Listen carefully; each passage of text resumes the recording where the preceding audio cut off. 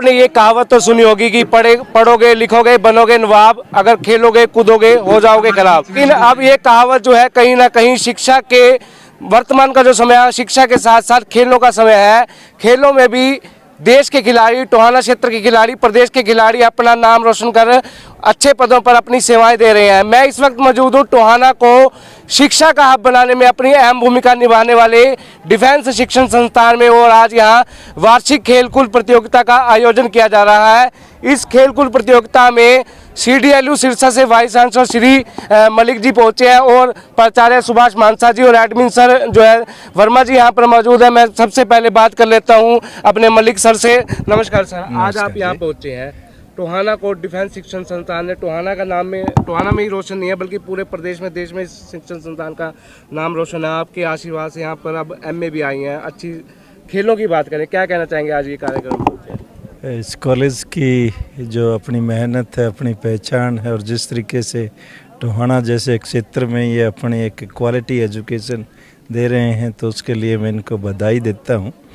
और चौधरी देवीलाल विश्वविद्यालय की तरफ से इनको अपनी सभी शुभकामनाएं और सभी तरीके का जो भी इनको मदद या जिस तरीके की ज़रूरत रहेगी उसके लिए विश्वविद्यालय हमेशा इनको उस तरीके की सपोर्ट देता रहेगा।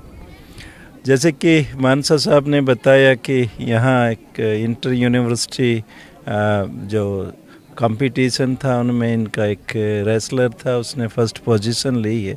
ये कॉलेज के लिए नहीं, टोहाना के लिए नहीं, तो चौधरी देवीलाल विश्वविद्यालय के लिए भी एक गर्व की बात है। दूसरा, मैं आप लोगों को ये भी बताना चाहता हूँ कि जो हमारी राष्ट्रीय शिक्षा नीति है 2020 में जो बनाई गई थी, उसमें इस बात पर बड़ा जोर दिया गया है कि जो विद्यार्थी हैं उनके जो कंप्लीट ट्रांसफॉर्मेशन, अगर हिंदी में कहें सर्वांगीण विकास के लिए, न केवल उनकी शैक्षणिक योग्यता बढ़ाई जाए बल्कि उनकी जो निपुणता है या उनकी जो स्किल्स हैं उसमें ट्रेनिंग दी जाए, और साथ साथ में उनका जो खेल है या सांस्कृतिक क्षेत्र है या NCC NSS के माध्यम से, जैसा कि मानसा साहब बता रहे थे अपनी रिपोर्ट में कि उन्होंने उस NCC और स्पोर्ट्स को इसमें समावेश किया है, तो ये टोहाना के लिए और चौधरी विश्वविद्यालय सिरसा के लिए और इस संस्थान के लिए बहुत गर्व की बात है कि वो उस राष्ट्रीय शिक्षा नीति के अनुरूप ही अग्रसर हो रहे हैं। सर, यहाँ पर NCC जो है पहले कॉलेज में आई है। खेल नर्सरियों की बात करें, CDLU की तरफ से कोई ऐसा प्रावधान है कि यहाँ पर खेलों की जो नर्सरियाँ कोई मिल पाएँ, अच्छी सुविधाएं यहाँ पर मिल पाएँ आपकी CDLU की यूनिवर्सिटी की तरफ से? जैसे ये शिक्षण संस्थान नया है उसी तरीके से चौधरी देवीलाल विश्वविद्यालय भी इसी तरीके से नया है। अभी इसी साल से हम एक नया अवार्ड शुरू कर रहे हैं कि जो बच्चे हमारे एफिलिएटेड कॉलेजेस में किसी भी स्पोर्ट्स एक्टिविटीज़ में एक्सेल करेंगे, कहीं से मेडल लेंगे, तो यूनिवर्सिटी उनको एक अवार्ड करेगी, उनको रिकॉग्नाइज करेगी, अगले साल से उनको दिया जाएगा। और उसका जो यूनिवर्सिटी का फाउंडेशन डे है 2 अप्रैल को, उसमें इस तरीके का प्रावधान करने की हमारी योजना है। इसके अलावा यूनिवर्सिटी जो इस तरीके की स्पोर्ट्स की एक्टिविटीज़ को अभी पूरी तरीके से नहीं कर पाई है। जैसा कि मैंने पिछले साल से देखा है कि डिफेंस कॉलेज टोहाना में और दूसरे जो कॉलेज हैं, सतनाम कॉलेज है, national college for boys and girls हैं, या MM कॉलेज है, ये कुछ कॉलेज हैं जो ख़ास तौर पर स्पोर्ट्स की एक्टिविटीज़ में पार्टिसिपेट करते हैं और चौधरी देवीलाल विश्वविद्यालय का जो मान सम्मान है वो बढ़ा रहे हैं। क्योंकि विश्वविद्यालय स्तर पर हमारी जो अंडर ग्रेजुएट क्लासेस कम होती हैं, जिससे मोस्टली खिलाड़ी आते हैं, तो लेकिन इस तरीके की यूनिवर्सिटी जो एकेडमिक प्लानिंग बोर्ड के तहत या आने वाला जो भी शैक्षणिक कार्यक्रम होगा उसमें इन सब बातों का समावेश कर रहा है कि सभी बच्चों के लिए या तो वो स्पोर्ट्स की एक्टिविटीज़ में पार्टिसिपेट करे, या एनसीसी एनएसएस में पार्टिसिपेट करे, या कल्चरल एक्टिविटीज़ में पार्टिसिपेट करे। जैसे मैंने आपको पहले भी कहा है, राष्ट्रीय शिक्षा नीति का ये एक अहम भाग है, उसको इंटीग्रल पार्ट मानते हैं। तो आने वाले समय में आप उस तरीके के सभी तरीके के कार्यक्रम विश्वविद्यालय की तरफ से भी होंगे और कॉलेज के सहयोग से भी होंगे। Thank you sir. सर, हर कार्य को करवाने के लिए उद्देश्य होता है।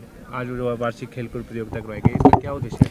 उद्देश्य ये है कि टोहाना जैसे क्षेत्र के अंदर, क्योंकि डिफेंस कॉलेज जो है वो शैक्षणिक में तो उभर के आए हैं, स्पोर्ट्स में भी हम, जैसे हमारा एक लड़का इंटर यूनिवर्सिटी के अंदर गोल्ड मेडल ले गया है, तो हमारा उद्देश्य ये कि खेलों को जितना ज़्यादा उसके बढ़ावा दिया जा सके, क्योंकि खेलों के अंदर भी आज बहुत अच्छा कैरियर बन रहा है। ये नहीं कि सिर्फ शिक्षा लेके आप कैरियर बना सकते हो, खेलों में भी बना सकते हो। इसके साथ साथ आप और भी जो हमने एक्टिविटी शुरू की है, एनएसएस है, एनसीसी है, उनमें भी अपना कैरियर आप डेवलप कर सकते हो। तो हमारा, जैसे वीसी साहब कह रहे हैं कि हमारा उद्देश्य सिर्फ ये है डिफेंस के जी खेलों को बढ़ावा देने के लिए ये एथलेटिक मीट हमारी अब इस साल के बाद रेगुलर रहेगी। एनुअल बेसिस पे इसको हम ऑर्गेनाइज किया करेंगे। सर, आपने बताया कि 13 खिलाड़ियों ने उच्च सत्र, राष्ट्रीय सत्र पर नाम रोशन किया है, और आज इसे खेलों का महत्व की बात करें, क्या आप कहना चाहेंगे? देखिए, आज की जो समय है उसमें खेलों में जो विद्यार्थी हैं, जैसे कल भी हमारे एक सज्जन ने यहाँ कहा था कि शायद एकेडमिक्स से ज़्यादा बड़ा कैरियर जो है या धन जो है वो खेलों में मिल सकता है। और ये तो एक बहुत पुरानी बात है कि एक सेहतमंद जिस्म में ही एक सेहतमंद दिमाग होता है। तो सेहत जो है उसका सीधा जुड़ाव खेलों के साथ है। तो हम चाहते हैं कि हमारे विद्यार्थी ना केवल एकेडमिकली अच्छे हों, वो शारीरिक रूप से भी स्वस्थ हों। टोहाना रत्न डॉक्टर सचदेवा जी भी यहाँ पर हैं। डॉक्टर साहब, आप भी अभी पहुँचे हैं। डिफेंस शिक्षण संस्थान की बात करें तो कैसा माहौल यहाँ पर शिक्षा के साथ साथ आप देख रहे हैं खेलों में भी, क्या कहना चाहेंगे इस संस्थान के बारे में? डिफेंस पीजी कॉलेज के बारे में तो देखो, इनका वैसे तो बहुत ही पुराना इतिहास है खेलों के बारे में। जब वो प्रशासक मोर साहब हुआ करते थे उस समय भी एथलेटिक मीट हुआ करती थी, और बड़े अच्छे जो फिजिकल एजुकेशन वाले स्टूडेंट्स थे बड़ा अच्छा परफॉर्मेंस करते थे। तो अब भी जैसा कि आपकी बार फर्स्ट जो एथलेटिक मीट का स्टार्ट किया है, तो यह परंपरा लागू रहेगी। बच्चे शिक्षा के साथ साथ, क्यों कह भी देते हैं, आप कहते हैं खेलों में ही शिक्षा सीख लेते हैं। ये जरूरी नहीं है कि शिक्षा के साथ साथ खेलों का महत्व है। हम खेलों के माध्यम से कई प्रकार की शिक्षा जो है प्राप्त करते हैं। एक छोटा सा बच्चा है, वो भी देखो मूवमेंट करने लग जाता है, हाथ पैर हिलाता है, खिलंदड़ापन कहते हैं जिसको। तो हम खेलों के माध्यम से शारीरिक रूप से भी, मानसिक रूप से भी और सामाजिक रूप से भी स्वस्थ रहते हैं। और मैं तो यही चाहूँगा कि जैसा कि अच्छी परफॉर्मेंस दे रहे हैं स्टूडेंट्स जो हैं डिफेंस पीजी कॉलेज के, इसी प्रकार अगर ये परंपरा लागू रही, जैसे कि इसको मिनी यूनिवर्सिटी कह सकता हूँ मैं तो डिफेंस पीजी कॉलेज को, तो ये इसी प्रकार खेलों में भी प्रदर्शन करेंगे। शिक्षा में तो इनका एकेडमिक अवार्ड है ही है।